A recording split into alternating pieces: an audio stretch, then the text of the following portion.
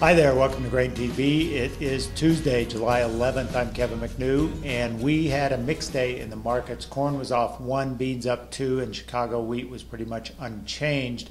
Really, news today was kind of limited. We continue to wait for tomorrow's USDA crop report. We'll talk about some of the data that's expected out of that report.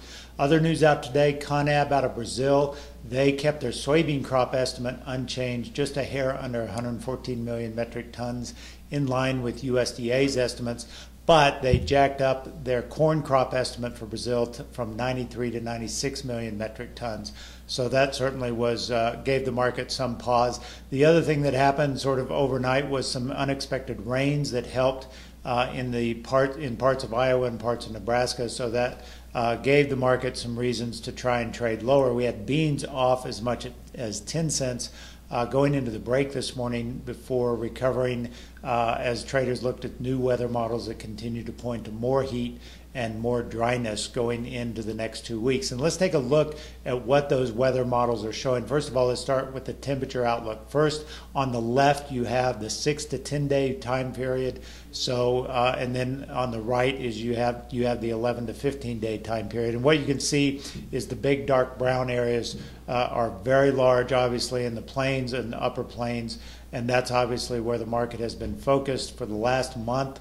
But as we get into the later part of July, we're going to see that system continue to expand into more western parts of the Corn Belt, into the Iowa and Minnesota area. So that continues to be the theme, where the western part and the plains of the growing region are continuing to be hot, with highs in the 100-degree marks. As you look at Nebraska, for example, they're expected to see 4 days in a row of 100-degree temperatures in this 6 to 10 day outlook. In terms of precipitation, we see drier than normal. This is a precipitation forecast versus normal for this time of year. And what you see, the areas in brown, those are areas where we're expected to see 1 to 1.5 inches below normal for this time of year. And so that certainly continues to show problems for South Dakota, Nebraska, and even stretching into Iowa. So that really, I think, is the theme as we look forward to the end of July and starting into August. And so while traders will be watching tomorrow's crop report from USDA, there's no survey-based data for corn and soybeans other than what we got in the June 30th report. So we won't have a really good indication on yield from any sort of farmer survey. So people will be just sort of be looking at these weather models to try and conjecture what this means for overall yields in corn and beans. But let's take a look at what analysts are expecting from this report from USDA. First of all, let's start with corn.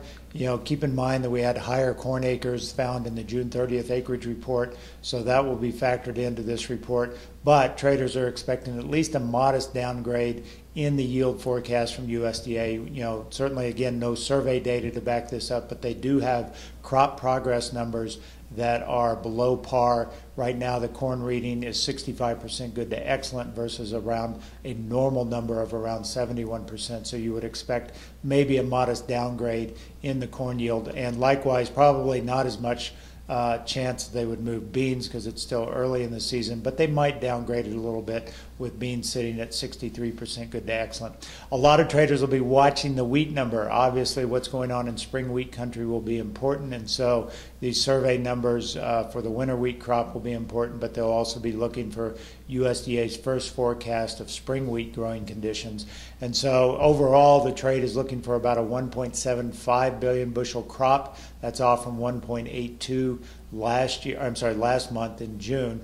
And again, a lot of that's driven by lower spring wheat production. The trade is looking for overall about a 419 million bushel spring wheat crop, so watch that closely. There's a lot of variation in analyst forecasts, as low as 300 million bushels on spring wheat is as far down as some analysts are going. So that'll be something to watch in tomorrow's report. In terms of stocks, again, not much expected here. We did see weaker than expected feed use from the quarterly stocks numbers in corn, better than expected on soybeans, so those numbers should be reflected in the carryout projections. But overall, again, I think most traders will just sort of observe what USDA says and continue to watch the weather maps. And as I've said, the weather maps do not look favorable for the western part of the corn crop, especially as we get into the later part of the summer. So that's all we've got for today on Grain TV. As always, if you'd like to learn more about how we can help you lower your cost to only $7 a trade, visit us online at grainhedge.com. Have a great day. We'll talk to you tomorrow.